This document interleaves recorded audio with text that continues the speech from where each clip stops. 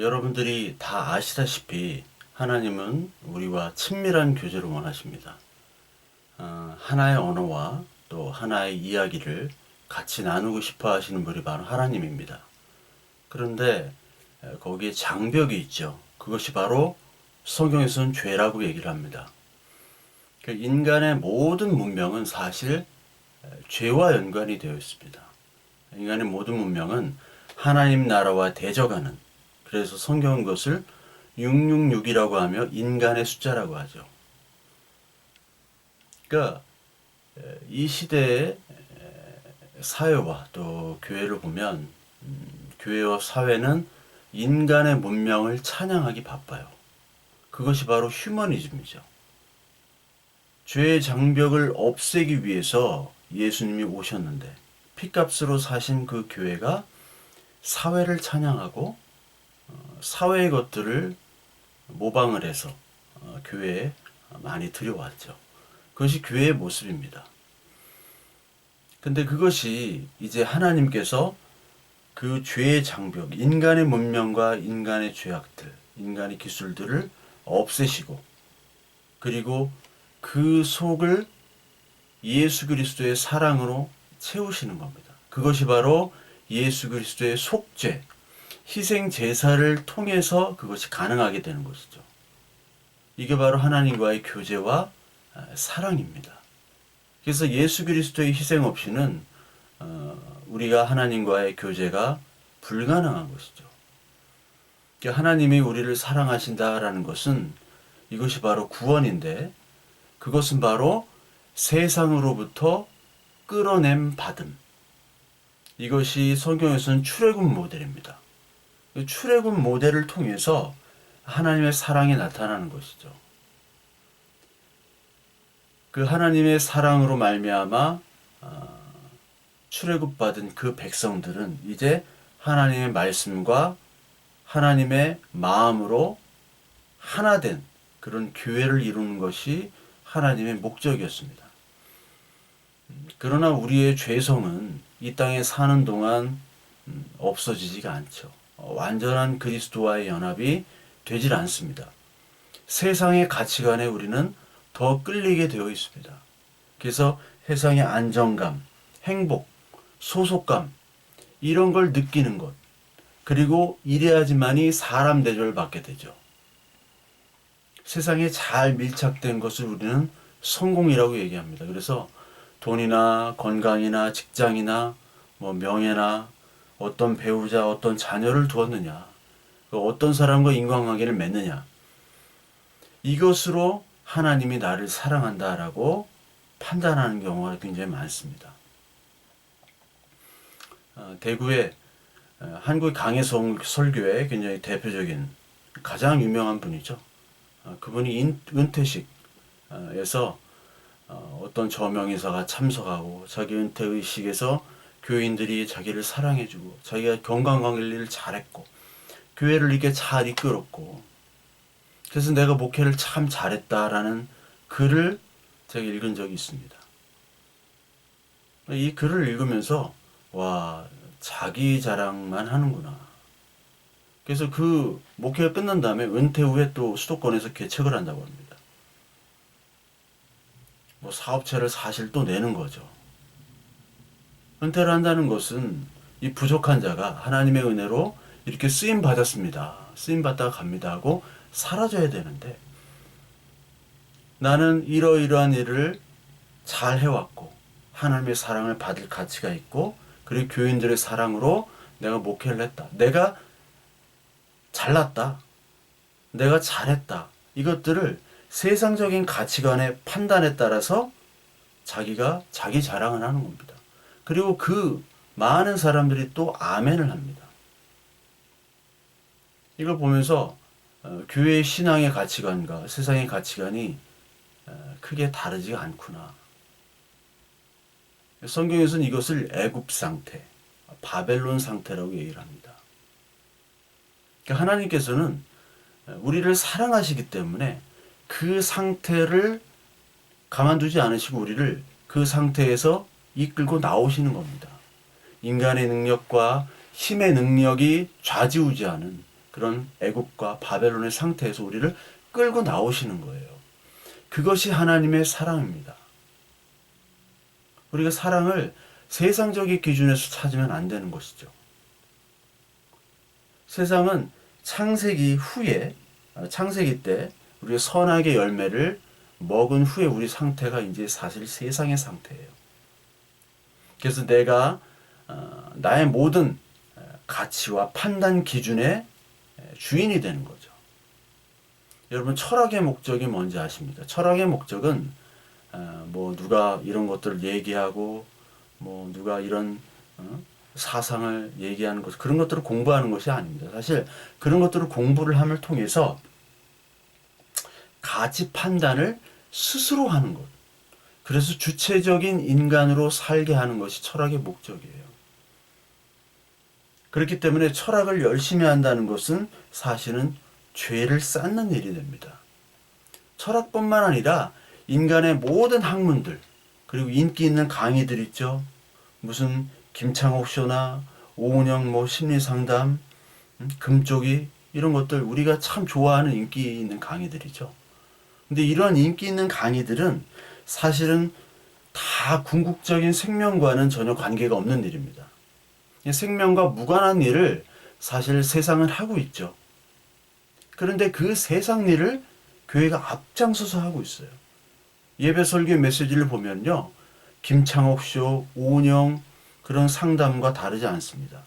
거기에 정치가 들어가고요, 경제가 들어가고요, 누군 자기 철학이 들어가고, 그런 것들을 다 섞어서 성경 말씀을 조금씩 인용해서 발표해야 하는 수준입니다. 그러니까 교회와 가정과 이 세상 이야기로 그 예배 메시지가 뒤엉켜 있는 거예요. 그러니까 그저 가정과 교회는 더 세상과 친밀해지게 되는 거죠. 여기서 예수 그리스도의 이야기는 발견할 수가 없습니다. 그래서 많은 사람들이 예수 그리스도의 이야기를 찾아 갈망하고 있죠.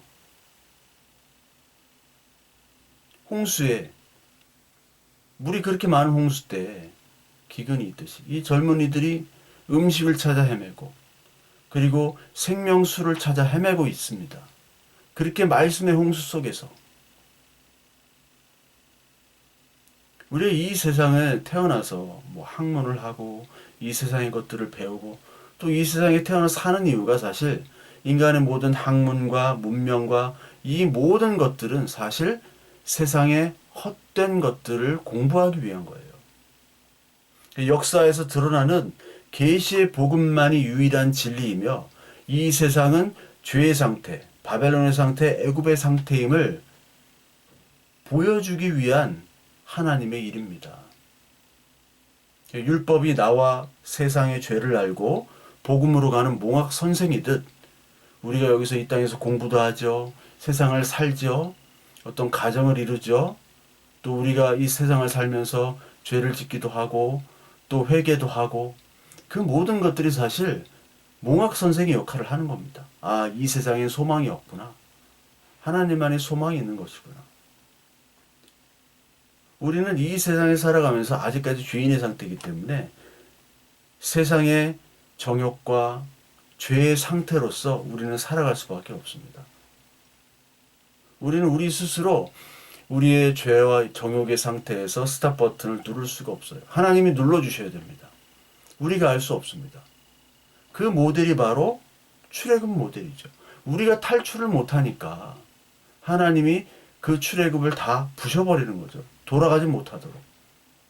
아예 다 끝에는 10번째 재앙은 죽음으로 끝내버립니다. 그래서 다 떠날 수밖에 없게. 아, 애굽은 죽음의 땅이구나. 아, 이 세상은 죽음의 땅이구나. 그걸 알려주는 거죠. 왜냐하면 이스라엘 백성들은 애굽에서 400년 이상 살았기 때문에 더 이상 이스라엘 백성으로의 정체성이 없습니다. 애굽인입니다. 애굽인이기 때문에 그 애굽을 죽여야 되기 때문에 하나님은 애굽을 죽이고 그들을 끌어내신 겁니다. 계시록 11장에 보면 감람나무 두 촛대, 그게 두 증인이죠. 그 두 증인을, 교회를 나타내는 것인데 그 두 증인인 교회를 죽이는 것이 바로 소돔과 애굽이다라고 얘기하면서 이 소돔과 애굽이 십자가에 못 박히신 곳이다. 주가 십자가에 못 박히신 곳. 이게 다니엘서 2장에는 사실 그 신상이 나오죠. 그 신상에서는 이게 바벨론이 되고 로마가 되는 거죠. 그러니까 뭐 소돔, 애굽, 바벨론, 로마 이 모든 것들이 다 세상을 얘기하는 겁니다. 창세기 11장에 바벨론은 언어가 혼합해지는 거죠. 혼잡해지는 거죠. 그 이름을 내려고 해서 하나님께서 이름을 혼잡하게 하십니다. 그것이 바로 아브라함이 나왔던 그 갈대아, 거기에 바로 바벨론이에요. 그 바벨론에서 나오라고 하시는 거예요. 왜? 사랑하기 때문에. 왜 사랑하냐? 사랑하기 때문에 너와 소통하기 위해서. 같은 말과 같은 언어를 쓰고 같은 이야기를 하는 자녀로 만들기 위해서. 그래서 계시록 18장 4절부터 보면 내가 들으니 하늘로부터 다른 음성이 나서 이르되 내 백성아 거기서 나와 그의 죄에 참여하지 말고 그가 받을 재앙들을 받지 말라. 내 백성아 나오라라고 얘기하는 겁니다. 이 나오라라고 할 때 내 백성은 알아듣죠. 양들이 오로지 자기 목자의 음성만 알아듣죠. 다른 목자의 음성은 알아듣지를 못합니다. 요한복음 10장에 보면 양은 그의 음성을 듣나니 그가 자기의 양 이름을 각각 불러 인도하여 냈느니라. 자기 양을 다 내놓은 후에 앞서가면 양들이 그의 음성을 아는 거로 따라오되 타인의 음성은 알지 못하는 거로 타인을 따르지 아니하고 도리어 도망하느니라. 하나님이 날 사랑한다는 증거. 이건 바로 가난하든 부유하든 건강하든 건강하지 못하든 바벨론을 탈출하는 말씀이 들려야 됩니다. 애굽이 탈출하는 말씀이 들려야 됩니다. 이 바벨론과 애굽은 우리의 죄의 모습이며 동시에 자기 멋대로 언어가 흩어져서 하나님의 말씀이 아닌 자기의 언어들로 자기 조상, 자기의 지역, 자기가 생각하는 모든 이해관계된 모든 집단의 언어들로 들리는 걸 얘기하는 겁니다.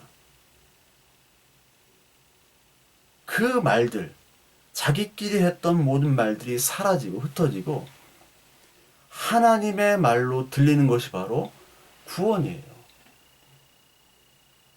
예배당에서도 자기 멋대로 듣고 말하는 것이 있죠. 그것으로부터 벗어나는 것입니다. 이 세상 언어가 아니라 그 혼잡한 이 세상 언어가 아니라 그리고 내가 멋대로 하나님의 말씀을 왜곡했던 그런 말씀, 그런 언어가 아니라 하나님이 진정으로 원하시는 그 말씀, 하나의 말씀입니다. 단 한 가지, 예수 그리스도를 통한 구원. 다른 휴머니즘을 통한 것이 아니라 예수 그리스도를 통한 구원. 그 예수 그리스도의 말씀이 들리는 것이 바로 하나님의 사랑의 증거이며 구원의 증거입니다. 여러분들 이것을 꼭 기억하시고 이런 은혜가 저와 여러분들 모두에게 임하길 간절히 기도합시다.